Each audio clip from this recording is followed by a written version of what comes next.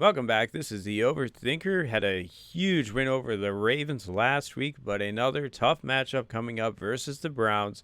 This is not a bad team, but we're going to get into it. So first, I did want to play a clip from the press conference today, Friday the 26th. Dan Campbell gets asked a few direct questions about the Browns' defensive line as well as Myles Garrett. And here we go. It's going to be about a minute 30. I think they're the only team allowing less than 3 yards on first down.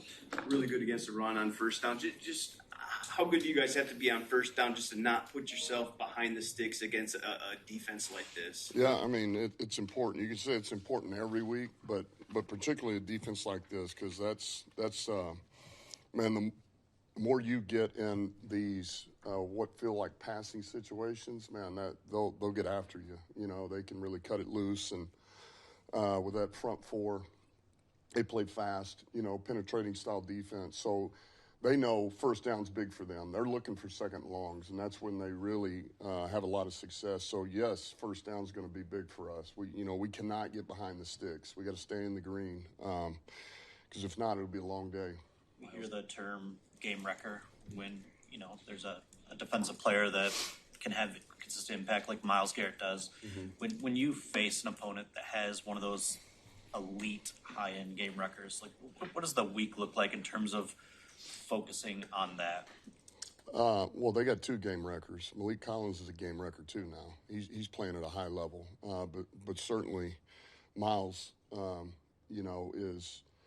he's a guy that, man, you got to pay attention to him, and because that's what he's capable of. So, you have to use a lot of resources, to make sure that you're taking care of business. And we're fortunate here; we got two really good tackles. That's always going to help, but you got to pay attention to that. Okay, so you pretty much heard it right there. Myles Garrett is a guy that requires a lot of extra attention, and even though we have really good tackles and a pretty good offensive line, he is a guy that's going to require an extra amount of attention, just any kind of play calling. It doesn't really matter what you're trying to do. He is a guy who can mess up a play. So I do expect the Lions to try and come out and run the ball as much as possible this game to try and get to second and third and manageable, because you really just do not want to be in third and long versus the Browns. Now, if we get into third and long, it's going to be really tough, and you're really going to look at guys like St. Brown and Laporta trying to win in the short game. Probably not a lot of deep stuff in this game unless it's going to be like a play action with max protection, probably like 7 guys blocking. But when you do that, you only have 3 receivers going downfield. You really can't do that unless you're having success running the ball, basically. So that's kind of why it is going to be incredibly important this week to get that run game going for the Lions. And the Browns really haven't allowed anybody to have success running the ball this season. So if we can't get that run game going, it's going to be incredibly dependent on our defense to try and get some turnovers and to completely dominate that side of the ball. Because the Browns on offense have had issues, definitely with Joe Flacco. He's the guy who will throw some interceptions if he's under pressure, unless he has one of those random games where he's just on fire.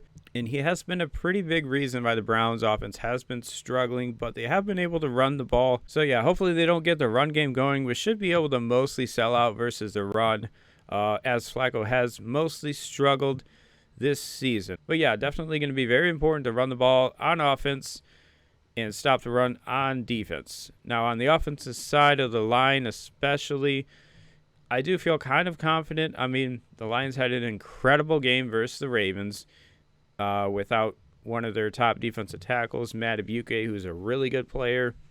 But the Lions still did a really good job just like executing and not missing assignments, running the ball. And I do think potentially the Lions could definitely run the ball versus the Browns a lot better than the Packers did. The Packers had a backup right tackle to start the game, and then one of their guards went down. They had to move that backup right tackle to guard, and it just was a terrible day on the offensive line for the Packers. They did not play well. And one of their backups, Jordan Morgan, was probably the worst player on the field and a big reason why the Packers lost. And also, we had defensive coordinator Calvin Shepard in the press conference, I think it was yesterday. He was talking about Terrion Arnold, who's not going to get quite as many snaps on outside corner going forward. They're going to try Amit Robinson out there, who they think is potentially going to be a little better. And he also said that, you still have confidence in Terrion. He's a really young player. I think he's only 22 or 23 years old. So definitely not a guy that we're just giving up on. He's done some good stuff, but right now we just need somebody back there who's not going to give up a lot of big plays. And the last few weeks, Terrion has definitely been the guy that teams are picking on. So that kind of makes sense to me. If you want to go win a Super Bowl this year, you have to put the best players back there in the secondary, and you can't really have just an obvious weak link back there. So yeah, I am pretty interested to see Amik Robertson playing outside corner. I haven't really seen him do that a lot, but I do kind of trust him. I feel like he has a good feel for the game. And yeah, kind of looking long-term on the season, hopefully Amik Robertson right now will be a little better, but maybe later in the season, Terrion will come back in and, be a lot more prepared and just be better overall.